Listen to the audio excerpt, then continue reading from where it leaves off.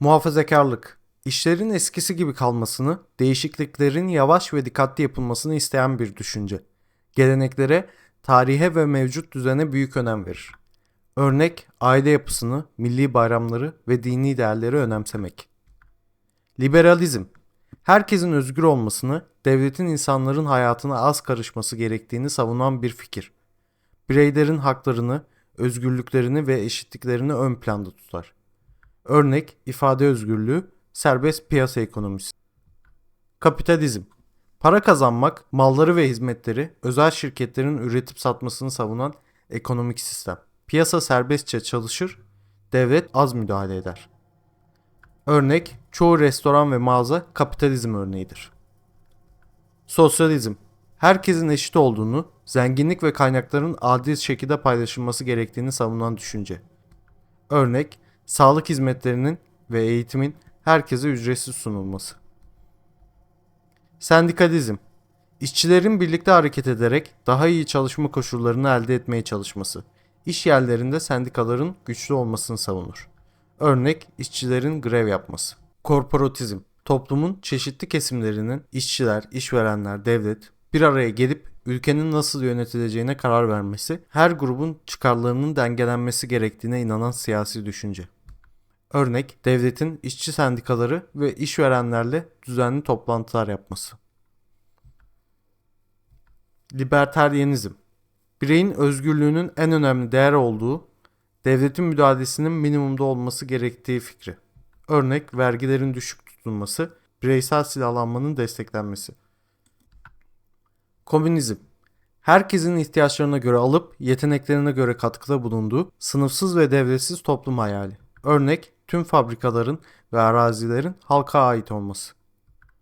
Feminizm, kadın ve erkeklerin eşit haklara sahip olması gerektiğini savunan hareket.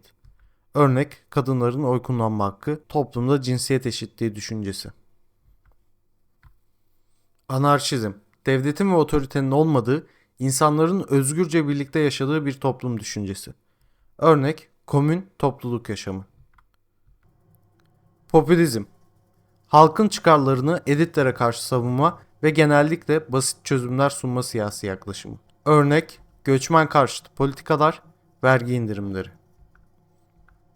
Cumhuriyetçilik, halkın veya halkın seçtiği temsilcilerin yönettiği bir devlet düzeni. Örnek, Cumhurbaşkanının halk tarafından seçilmesi. İlerlemecilik, toplumsal ilerleme ve reformları, özellikle eşitlik ve adaleti vurgulayan bir düşünce. Örnek, cinsiyet eşitliği için yapılan düzenlemeler. Emperyalizm, bir ülkenin başka ülkeleri ekonomik veya askeri güç kullanarak kontrol altına alma politikası. Örnek, sömürgecilik. Eşitlikçilik, herkesin eşit haklara sahip olması ve fırsat eşitliğine inanılması. Örnek, eğitimde fırsat eşitliği.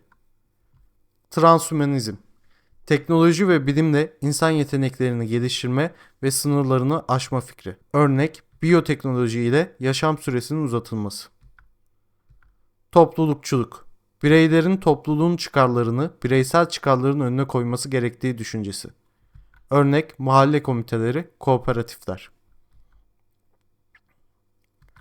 Otoriterlik, tek bir liderin veya partinin tüm gücü elinde tuttuğu, sınırlı özgürlüklere sahip bir yönetim şekli. Örnek, sıkı sansür, gösterilere izin verilmemesi.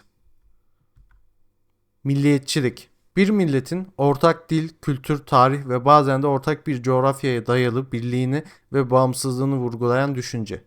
Milliyetçilik genellikle kendi milletinin çıkarlarını ön planda tutar, milli kimliği güçlendirme amacı güder.